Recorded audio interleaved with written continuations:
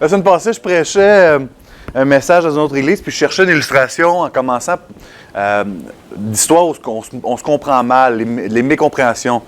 Et vous savez, en couple, on en a souvent. Et en fin de semaine, ce matin, j'en ai vécu un de ceux-là. Hier, on quittait Sherbrooke pour venir ici, mais ma plus vieille est restée chez un de nos amis. Puis on était pressés, fait qu'on allait vite. J'ai demandé à ma femme, normalement c'est moi qui pacte mes propres affaires, mais j'ai demandé à ma femme, chérie, peux-tu sortir une chemise puis le pacter? Ma femme étant une excellente femme, elle a pacté une chemise et rien d'autre. Fait que ce matin, quand je suis arrivé, j'avais que ces shorts-là pour porter avec une chemise, ça aurait eu l'air bien pire. Donc, ça m'a rappelé encore une fois, c'est important de bien communiquer avec nos conjoints et nos conjointes. Rapidement sur où ce que je suis, parce que je pense que ça fait un petit bout que je ne suis pas passé ici. En date du mois de mai, j'ai quitté Parole de vie Bethel pour me joindre à Power to Change, Pouvoir de changer, anciennement appelé Campus pour Christ. J'ai joint l'équipe de direction au Québec pour aider l'organisation à rejoindre le plus grand nombre d'étudiants au Québec possible. J'ai une présentation beaucoup plus longue, mais je n'ai pas le temps de la faire ce matin. Tout ça pour dire, les futurs leaders de notre pays sont ici au Québec, dans nos cégeps, dans nos universités. Les futurs docteurs, les futurs avocats sont tous sur nos cégeps, nos universités. On a l'opportunité aujourd'hui de rejoindre ces gens-là pendant qu'ils sont au cégep, à l'université. C'est pour ça qu'on a joint Power to Change, Pouvoir de changer. Puis on est bien content de voir ce qui va se faire. Même cette semaine, c'est une grosse semaine pour nous. Si vous nous suivez sur Facebook, vous allez voir beaucoup de photos. L'université, on a deux universités à Sherbrooke, deux grosses. L'Université de Sherbrooke et l'Université Bishops. Cette semaine, c'est la rentrée des étudiants à Bishops. Et le groupe avec lequel je travaille sur le campus, on est un groupe officiel. Et il y a 700 nouveaux étudiants de Bishops vont passer dans notre building, manger, souper avec nous. Fait que priez pour nous cette semaine. On a l'opportunité de rencontrer, en passant, cette université-là. Je ne vous citerai pas la publication qui l'a dit, mais cette université-là est reconnue comme étant une des universités de party numéro 1 au monde. Cette université-là a besoin de Jésus et on a l'opportunité de lui présenter. Et priez pour nous cette semaine. Ce matin, je veux parler de la foi. Je veux parler en fait de Jésus qui dit « Wow ». Une des choses que j'apprécie en tant que père, en tant que mari, c'est quand ma femme, quand mes enfants, je fais quelque chose, puis les enfants font « Wow, c'est vraiment bien, papa. Wow, chérie, tu as vraiment bien fait. » Vous savez, les gars, ça ne nous arrive pas très souvent, mais une fois de temps en temps, on impressionne nos femmes. Souvent, le « Wow », c'est plus comme « Je suis déçu de toi », là, mais quand même. Jésus, dans Luc 7, verset 1, on va lire beaucoup de textes ce matin. C'est une réflexion qui est personnelle plus qu'un message. C'est quelque chose que Dieu me travaille beaucoup. Luc 7, verset 1 à 10, on va lire beaucoup de textes. Donc, soyez prêts, on va changer rapidement. Luc 7, verset 1 à 10. Les textes devraient tous être ici, sur le PowerPoint normalement. Luc 7, 1 à 10. Après avoir prononcé toutes ces paroles devant le peuple qui l'écoutait, Jésus entra dans Capernaum. Un officier romain avait un esclave auquel il était très attaché et qui était malade sur le point de mourir. Il entendit parler de Jésus et il lui envoya quelques anciens des Juifs pour lui demander de venir guérir son esclave. En passant, ça, c'est très bizarre qu'un Romain utilise des Juifs et que des Juifs acceptent d'aller pour parler pour un Romain. C'est très bizarre, on ne voit pas ça souvent dans la Bible. Les Juifs, les Juifs haïssaient les Romains et les Romains s'en foutaient un peu des Juifs. Il n'y avait pas une grande opinion des Juifs. Ils arrivèrent devant Jésus et le supplièrent avec insistance, disant « Il mérite que tu lui accordes cela, car il aime notre nation et c'est lui qui a fait construire notre synagogue. » On voit que l'officier romain, c'est un homme qui aime Dieu. Jésus partit avec eux. Il n'était plus très loin de la maison lorsque l'officier lui envoya des amis pour lui dire « Seigneur, ne prends pas tant de peine, car je ne suis pas digne que tu entres sous mon toit. C'est aussi pour cela que je n'ai pas jugé bon d'aller en personne vers toi, mais dis un mot et mon serviteur sera guéri. » Verset 8. « En effet, moi aussi, je suis un homme soumis à des supérieurs et j'ai des soldats soumis à mes ordres. Je dis à l'un, pars, et l'autre, viens, et il vient. Et mon esclave, je dis, fais ceci, et il le fait. Lorsque Jésus entendit ces paroles, il admira l'officier et se dit vers la foule, je vous le dis, même en Israël, je n'ai pas trouvé une aussi grande foi. De retour à la maison, les personnes envoyées par l'officier trouvèrent l'esclave qui avait été malade en bonne santé. » Le mot ici, quand Jésus dit « admira », on voit ce mot-là en grec seulement 2 ou 3 fois dans le Nouveau Testament. C'est un mot où les seules fois que Jésus admire, c'est, comme je disais tantôt, quand nos femmes nous admirent soit pour le positif ou pour le négatif. Ce matin, je vais vous parler de la foi. Quand on pense à la foi, on pense souvent à des histoires comme Georges Muller. La majorité d'entre nous, on vient des Assemblées des Frères, on connaît bien l'histoire de Georges Muller, mais pour vous rafraîchir un peu, Georges Muller, c'est un homme, un Allemand qui est arrivé en Angleterre et qui a eu à cœur de voir les orphelins être pris soin d'eux. Et sans jamais rien demander à quiconque, Georges Muller a ouvert des orphelins. Pas des orphelins, des orphelinats. Pas des orphelins. Cet homme-là, à la fin de sa vie, je vous passe des histoires extraordinaires qui sont produites. Si vous voulez voir sa biographie, c'est un de ceux qui m'a le plus marqué. Mais à la fin de sa vie, cet homme-là, sans jamais demander une scène à quiconque, a eu 110 000 orphelins qui ont passé dans ses maisons. Et il a géré un budget qu'aujourd'hui on évaluerait de 90 millions de dollars US.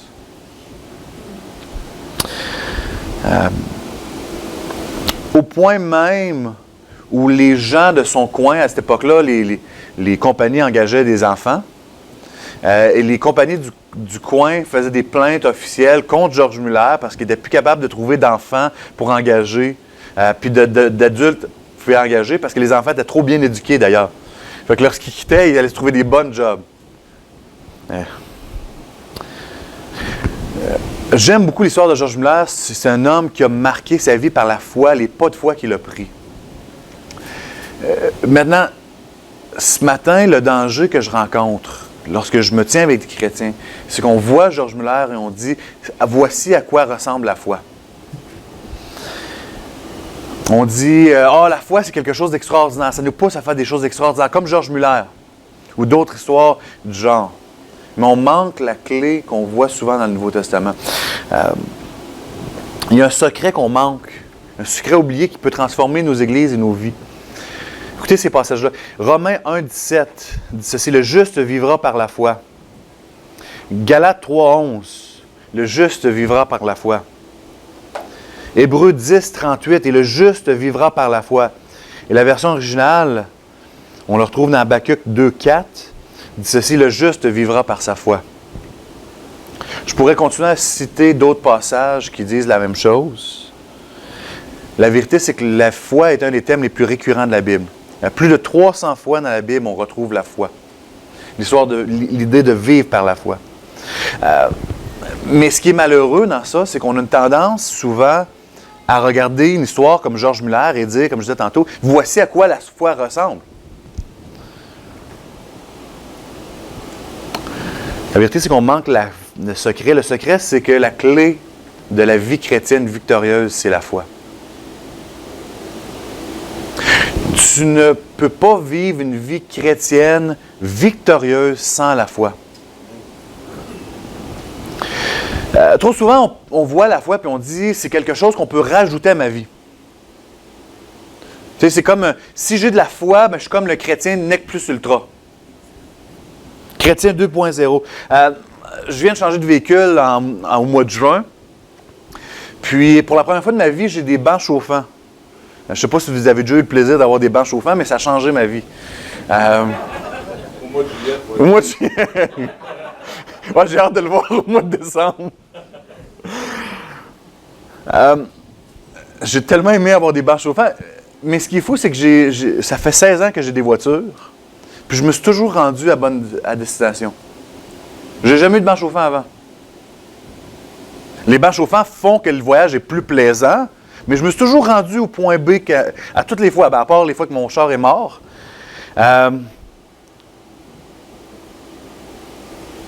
Mais les bancs chauffants agrémentent mon voyage, n'est-ce pas? Voyez-vous, le problème, c'est qu'on regarde la foi comme étant des bancs chauffants de la vie chrétienne. Quelque chose qu'on peut ajouter, qui agrémente notre voyage, qui peut faire qu'on peut aller un peu plus confortable ou qu'on peut faire des plus grandes choses. Mais on le voit comme quelque chose d'optionnel dans la vie chrétienne. Dans la vie de tous les jours, ici au Québec et en Amérique du Nord, la foi est quelque chose de complètement relégué au deuxième plan. Mon père m'a dit une fois, il dit on est le royaume des assurances ici au Québec. Il y a plus d'assurances ici vendues, je pense, que partout en Amérique du Nord. On ne fait rien sans des assurances. Maintenant, je ne suis pas en train de dire départez-vous de vos assurances, là. Mais avant de faire quelque chose, il faut qu'on sache qu'on est capable de le faire, n'est-ce pas?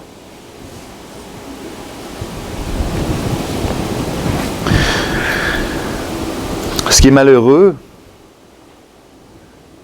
ce manque de foi-là nous a affectés dans l'Église aujourd'hui. Ce manque de foi-là affecte ma vie. Quand j'ai commencé cette méditation-là que je fais ce matin, ça a été quelques semaines, quelques mois de réflexion. Puis je ne comprenais pas qu'est-ce qui se passait dans ma vie. J'étais fâché, j'étais déçu d'où ce que j'étais. Je ne sentais rien de spécial par rapport à Dieu. Puis là, souvenez-vous, je suis dans le ministère quand même. Là. Ça fait 5 ans que je suis dans le ministère et plusieurs vont dire que je vis par la foi. OK? Si je ressens ça, je comprends que les gens ici peuvent ressentir la même chose. Ce qui est venu de ma réflexion, c'est que j'ai réalisé que je ne vivais pas par la foi.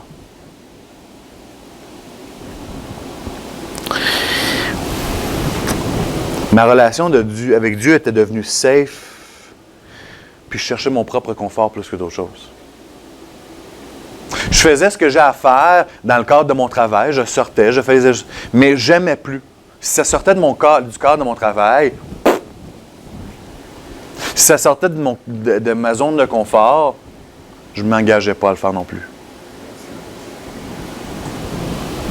Pourtant, Hébreux 11, 6 nous dit ceci. « Or, sans la foi, il est impossible d'être agréable à Dieu. » Chers amis, ce n'est pas quelque chose d'optionnel, c'est quelque chose d'obligatoire. Tu ne peux pas être dans ta vie aujourd'hui quelqu'un qui plaît à Dieu si tu n'as pas la foi. Arrêtons-nous 2 secondes pour penser à ça. Tu ne plais pas à Dieu si tu n'as pas la foi. C'est ce que la Bible dit, c'est pas moi ce qu'il dit là. Je rencontre des chrétiens partout qui sont déprimés, qui ne comprennent pas pourquoi leur vie chrétienne n'a pas de saveur. Ils font les bonnes choses, se lèvent le matin, ils lisent leur Bible, ils prient, mais ils ne comprennent pas pourquoi que leur vie chrétienne ne bouge pas. Mais ils ne vivent d'aucune façon par la foi. Hébreux 11, encore dit ceci, puis je ne lirai pas tout le passage parce que j'en ai beaucoup. Mais or, la foi, c'est la ferme assurance des choses qu'on espère, la démonstration de celles qu'on ne voit pas. J'aime beaucoup, je m'en excuse si ça vous offense, là, mais j'aime beaucoup Indiana Jones. Si vous avez déjà vu le film. Le 3e, il y a un bout où Indiana Jones doit passer de différentes épreuves. Puis il arrive à un bout où c'est le pas de la foi. Puis, si vous avez déjà vu le film, il arrive devant, puis il a l'impression d'avoir un trou béant qui est beaucoup trop grand pour traverser. Mais il doit prendre le pas dans le vide. Chers amis, la foi, c'est de savoir que le vide est... de voir le vide, mais de savoir que Dieu ne nous laissera pas tomber. C'est ça qu'Hébreux 11 dit, c'est ça. Alors, la foi, c'est la ferme assurance des choses qu'on espère, la démonstration de celles qu'on ne voit pas. C'est à cause d'elle que les anciens ont reçu un témoignage favorable. Par la foi, nous comprenons que l'univers a été formé par la parole de Dieu, de sorte que le monde visible n'a pas été fait de choses visibles.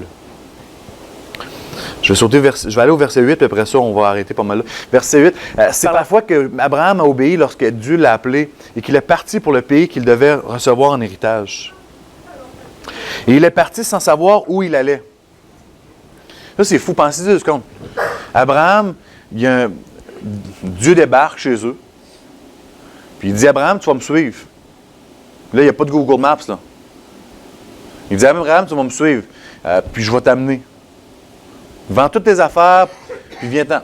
Puis Abraham l'a fait. C'est par la foi qu'il est venu s'installer dans le pays promis comme dans un pays étranger. Il a habité sous des tentes, ainsi qu'Isaac et Jacob, les co-héritiers de la même promesse. Car il attendait de la cité qui a des solides fondations, celle dont Dieu est l'architecte, le constructeur. Puis on va sauter vite à verset 33. Par la foi, ils ont vécu, puis là on parle de tous les anciens de l'Ancien Testament, ce qu'on appelle les héros de la foi. Par la foi, ils ont vécu des royaumes, exercé la justice, obtenu la réalisation des promesses, fermé la gueule des lions, éteint la puissance du feu, échappé aux tranchants de l'épée, repris des forces après une maladie, a été vaillant à la guerre, mis en fuite des armées étrangères. Des femmes ont retrouvé leur mort par la résurrection. D'autres ont été torturées, n'ont pas accepté la délivrance afin d'obtenir une meilleure résurrection. D'autres encore ont subi les moqueries et le fouet, les chaînes et la prison. Ils ont été lapidés, sciés. Ils sont morts, tués par l'épée. Ils sont allés d'un endroit à l'autre, habillés de peaux de brebis ou de chèvres, privés de tout, persécutés, maltraités. Eux dont le monde n'était pas digne, ils erraient dans les déserts, les montagnes, dans les grottes et les abris de terre. Tous ceux-là, bien qu'ayant reçu un bon témoignage grâce à leur foi, n'ont pas obtenu ce qui leur était promis. Car Dieu avait quelque chose de meilleur pour nous. Ainsi, il ne devait pas parvenir sans nous à la perfection. Il y a deux choses que je vais faire sortir de ce texte-là. Okay. Tout d'abord, c'est pas parce que tu as la foi, c'est pas parce que tu es chrétien que tu vas vivre une vie heureuse. C'est pas parce que tu as la foi que tu seras guéri, que tu seras riche. Il y a des leaders de sectes partout qui enseignent cela. Si tu as de la foi, tu vas être riche, tu vas être heureux. C'est de la foutaise. Mais plus que ces leaders de sectes-là, savez-vous quoi? Vous le croyez aussi, puis je le crois. On est fâché quand Dieu nous envoie la maladie, n'est-ce pas? Dieu, je vais à l'église tous les dimanches matin, je ne mérite pas ça. N'est-ce pas? Ou je suis le seul qui est surpris quand la douleur frappe? La vérité, c'est que Dieu peut être glorifié dans nos souffrances. Et est glorifié dans nos souffrances parfois. La foi nous donne l'assurance, par contre, que nos souffrances vont servir à quelque chose. Quand on souffre, on sait qu'il y a une raison pour laquelle on souffre. On est la seule religion en passant qui peut dire cela. On a fait une étude là-dessus. Cette année, je parlais si Dieu existe, pourquoi est-ce que le mal existe? Et la seule religion qui peut parler du fait que le mal existe, je ne peux pas t'expliquer pourquoi tu souffres, mais je peux te dire que Dieu sait pourquoi tu souffres, puis il y a une raison pour laquelle. Ça, c'est la foi. La deuxième chose que je veux vous faire sortir, puis c'est ça que je veux prendre, ce qui nous reste de temps ensemble avec vous, c'est ceci, c'est que la foi a un autre côté de la médaille. Savez-vous c'est quoi, ce côté-là? L'obéissance. L'obéissance est simplement l'action causée par la foi. J'entends des gens dire, oui, je crois, mais ils ne font rien. N'est-ce pas? Non, la vérité, c'est qu'on a été créés, on a été sauvés. Si ce matin, tu es un disciple de Jésus, ce matin, tu es appelé à quelque chose de plus grand que ce que tu peux atteindre normalement. Vous voulez savoir pourquoi vos églises ici au Québec sont vides? Nos églises ici au Québec sont vides, c'est parce qu'on ne croit pas ça. On vit la même vie que les gens à l'extérieur. On est plus propre un peu, mais en tout cas, on a appris à mieux cacher nos péchés. Mais on vit pour les mêmes pensions, les mêmes voyages, les mêmes objectifs que nos voisins. Éphésiens 2.10 dit ceci. Éphésiens 2.10 dit ceci. En réalité, c'est lui qui nous a fait. Nous avons été créés en Jésus-Christ pour de bonnes œuvres que Dieu a préparées d'avance afin que nous les pratiquions. Chers amis, c'est la promesse qui a été faite pour nous. Nous avons été sauvés pour quelque chose de plus grand que nous. Pourtant, on se contente de si peu. La vérité, c'est que la foi est nécessaire pour la vie de tous les jours. Là,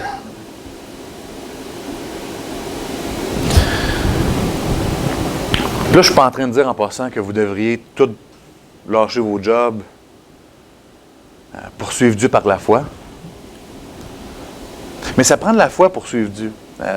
Je vais le dire parce que ma femme va arriver dans quelques instants, puis ça va la gêner si je le dis. Quand elle va être là, mais il y a une couple de semaines, il y a une couple de mois, on a rencontré un couple.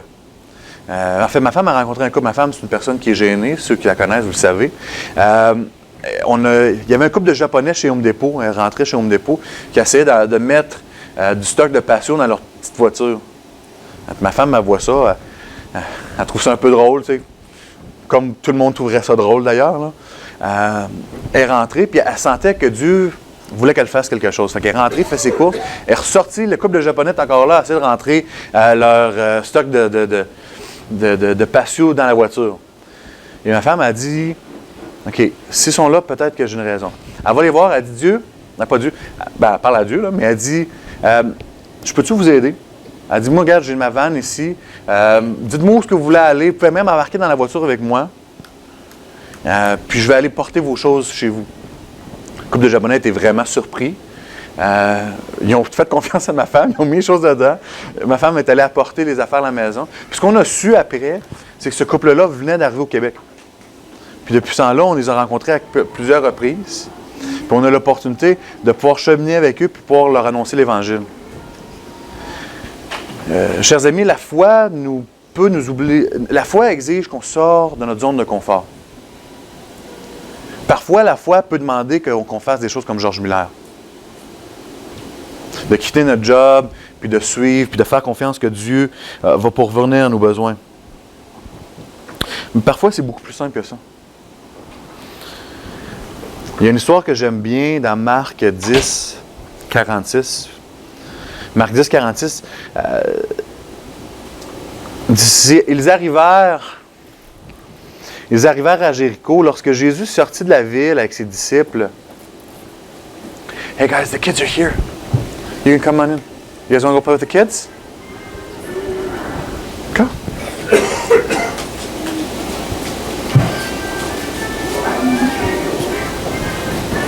Thank you.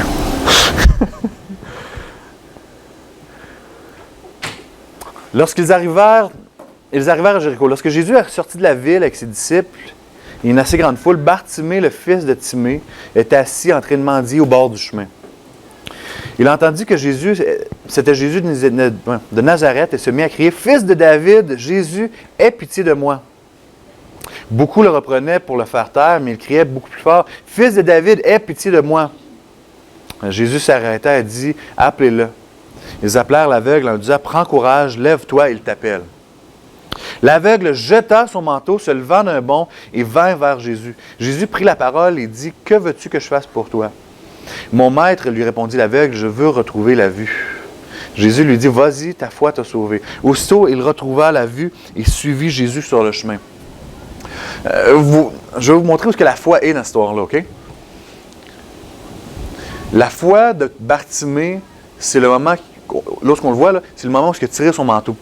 À cette époque-là, voyez-vous, les mendiants s'assoyaient avec leur manteau ils s'assoyaient, comme nous on appellerait en indien, là, les jambes croisées, puis ils mettaient leur manteau sur leurs jambes. Ils mendiaient, puis c'est là-dessus que les gens mettaient leur argent pour ces hommes-là, pour ces femmes-là. Et lorsque Bartimée entend venir Jésus, il se met à crier « Jésus, Jésus, Jésus », puis ses amis disent « Ah, chut, chut, chut, tu ne déranges-les pas ». Là, finalement, Jésus l'appelle, il dit « Viens-t'en ». Je vous rappelle que Bartimée n'a pas encore retrouvé la vue. Hein?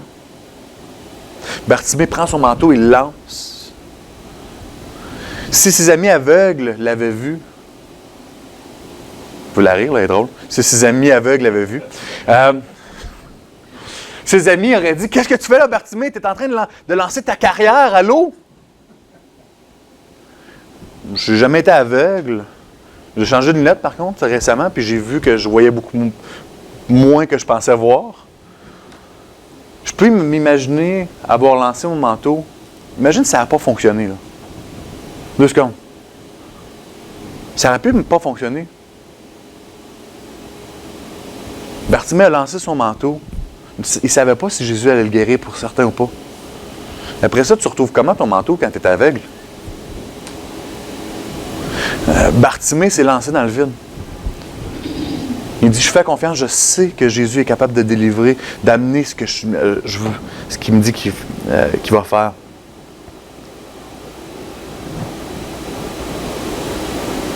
C'est quoi le manteau que tu retiens aujourd'hui, que Jésus te demande d'ajouter?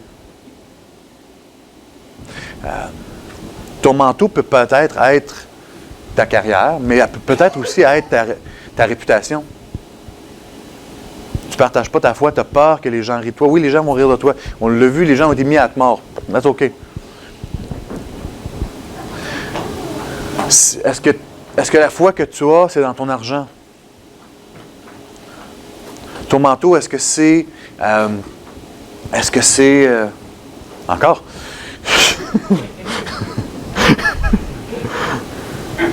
Est-ce que c'est ta voiture? Est-ce que c'est ta maison? Est-ce que tes vacances? C'est quoi le manteau que tu retiens aujourd'hui? Où est-ce que Dieu te demande de prendre un risque?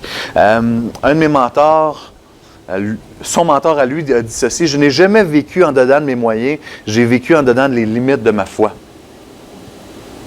J'ai jamais vécu en dedans de mes moyens, j'ai vécu en dedans des limites de ma foi. Mon ami qui est pasteur à Sherbrooke, Marc, depuis, je pense que c'est près de 10 ans maintenant, lui et sa femme ont senti que Dieu le mettait au défi de donner 1% de plus de son revenu à tous les ans. Puis il me dit, Nick, il dit, à tous les ans, Dieu a pourvu. Il dit, par contre, comprends-moi, il dit, des fois, il a fallu qu'on vende notre deuxième voiture pour le faire. Ou il a fallu qu'on vende notre belle voiture puis avoir quelque chose d'un petit peu moins beau. Tout aussi fonctionnel. Mais Dieu a pourvu. Dieu avait mis à cœur de le faire. Dieu a pourvu. J'ai jamais vécu en dedans de mes moyens, j'ai vécu en dedans des limites de ma foi. Chers amis, c'est ça que notre Dieu nous attend de nous. Vous voulez voir un réveil au Québec? Bien, il va falloir qu'on commence à prendre des pas de foi. Il va falloir qu'on commence à lancer des manteaux par terre.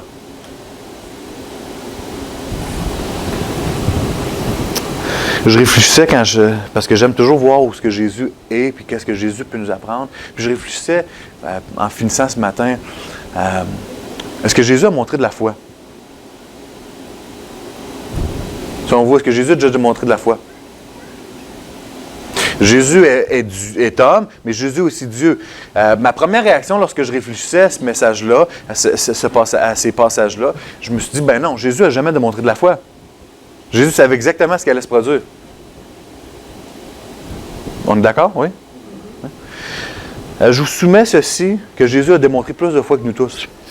Hébreux 12, 1 et 2 nous dit ceci. Nous donc, aussi, puisque nous sommes entourés d'une aussi grande nuée de témoins, rejetons tout fardeau et le péché qui nous enveloppe si facilement et courons avec persévérance l'épreuve qui nous est proposée. Faisons-le en gardant les regards sur Jésus qui a fait naître la foi qui l'amène à perfection. C'est en échange de la joie qui était réservée, il a souffert la croix en méprisant la honte qui s'y attachait et s'est assis à la droite du trône de Dieu. Chers amis, ça c'est la foi. Vous me dites, oui, Jésus savait exactement ce qui allait se produire. Il savait que ça allait bien se finir. Tu sais, il regardait la croix est terrible. Moi, je n'ai pas eu à vivre de la croix. Dieu voulant, je ne vivrai pas la croix non plus. Jésus savait, par contre, après la croix, vous allez me dire, il savait après la croix que ça allait bien se finir, n'est-ce pas? Chers amis, c'est exactement ça la foi. J'ai lu la dernière page de la Bible. On a gagné. Abraham a accepté, en tant qu'un des hommes les plus riches de son époque, a accepté de vivre sous des tentes toute sa vie, sachant qu'un jour, il y aurait une cité céleste.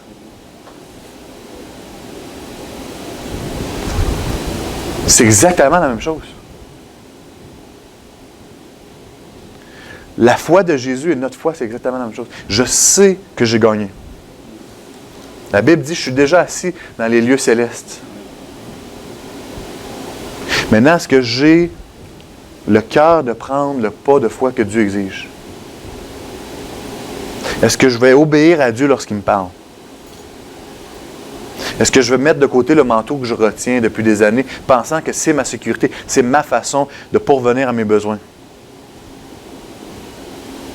Chers amis, Dieu veut plus pour moi, Dieu veut plus pour vous. C'est quoi le manteau que vous allez mettre de côté dès aujourd'hui? Prions Seigneur, je te remercie pour ta parole, je te remercie pour la foi, Jésus, que tu nous as montré en venant ici sur la terre, Seigneur, méprisant les souffrances, méprisant les choses qui allaient se faire, sachant, Seigneur, que tu avais déjà remporté la victoire. Seigneur, je te prie que tu puisses ce matin parler à nos cœurs, nous transformer avec ta parole, Seigneur, afin qu'on puisse être plus semblable à toi, puis vivre une vie plus victorieuse, plus heureuse, Seigneur. On prie que tu sois honoré et glorifié dans le reste de ce qu'on va faire aujourd'hui. On prie ces choses au nom de Jésus. Amen. Amen.